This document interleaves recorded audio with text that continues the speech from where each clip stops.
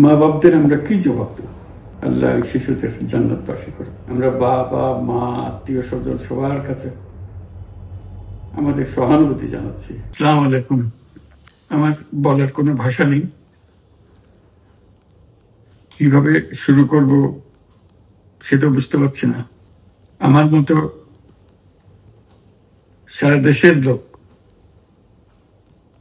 আজকে হতবাক। এরকম একটা কাণ্ড হতে পারে আমরা কেউ কল্পনা করিনি,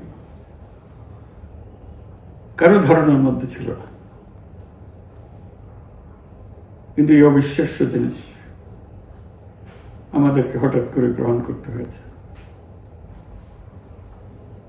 মাইলস্টোন স্কুল অ্যান্ড কলেজের যে দুর্ঘটনা, প্রশিক্ষণ বিমান বিধ্বস্ত হয়ে এই কচি শিশুদের উপরে ঝাঁপিয়ে পড়ল, আগুনে পুড়ে মরল। মা বাপদের আমরা কি জবাব দেব? কি বলবো তাদেরকে? আমরা নিজেদেরকে তো জবাব দিতে পারছি না। অজানা শিশুদের মুখ সবার চোখে ভেসে উঠছে। সারা জাতি হতভম্ব বা ক্রুদ্ধ। শোকাহত বললে খুব কম বলা হবে। এই দুর্ঘটনার রেশ এখনো কাটেনি। এখনো লাশ আসছে হাসপাতালে, এখনো হাসপাতালে মারা যাচ্ছে। মা বাবা এখনো খোঁজ নিচ্ছে আমার সন্তান কোথায়, তাকে আর কোনোদিন চেনা যাবে কিনা। যাদের লাশ দেখছি তার মধ্যে আমার সন্তান আছে কিনা পৃথক করার তো কোনো উপায় নেই। এরা আমাদের সবারই সন্তান, হঠাৎ করে চিরদিনের জন্য চলে গেল। আমরা অবশ্যই তদন্ত করব, তদন্তটা তারা ফিরে আসবে না। আমরা চিকিৎসার ব্যবস্থা করছি, সবাই ঝাঁপিয়ে পড়েছে। সকল হাসপাতাল, সকল মানুষ ছুটে আসছে। আমরা সবার কাছে অনুরোধ করছি, হাসপাতালে ভিড় করবেন না, কারণ যারা আহত তাদের জন্য এটা ভালো না। তারা তাদের শরীরে রোগ প্রতিরোধের শক্তি নেই।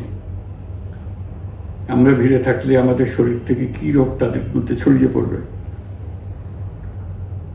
তা বলা মুশকিল। কাজে দূরে থেকে দোয়া করেন সবাই। আমরা বাবা মা আত্মীয় স্বজন সবার কাছে আমাদের সহানুভূতি জানাচ্ছি। বাংলাদেশের যত সন্তান আছে সবাই আপনাদের সন্তান। আমরা নিজেদের মনকে সান্ত্বনা দেওয়ার চেষ্টা করুন। আমরা সবাই নিজেদের মনে সান্ত্বনা দিচ্ছি, কিন্তু আপনাদের সান্ত্বনা বিরাট ব্যাপার।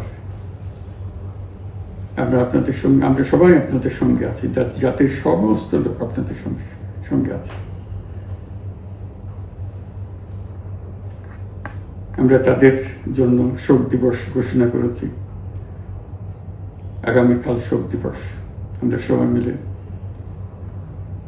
তাদের কথা স্মরণ করব, তাদের আত্মার শান্তি কামনা করব। আজকে থেকে সবাই তাদের আত্মার জন্য, তাদের রুহের জন্য মাগফিরাত কামনা করব। আল্লাহ আপনাদেরকে শান্তি দিন।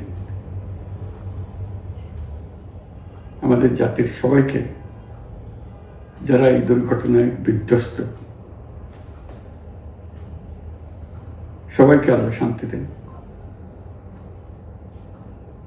তাদের জন্য দেশবাসী সবাই আমরা দোয়া করছি।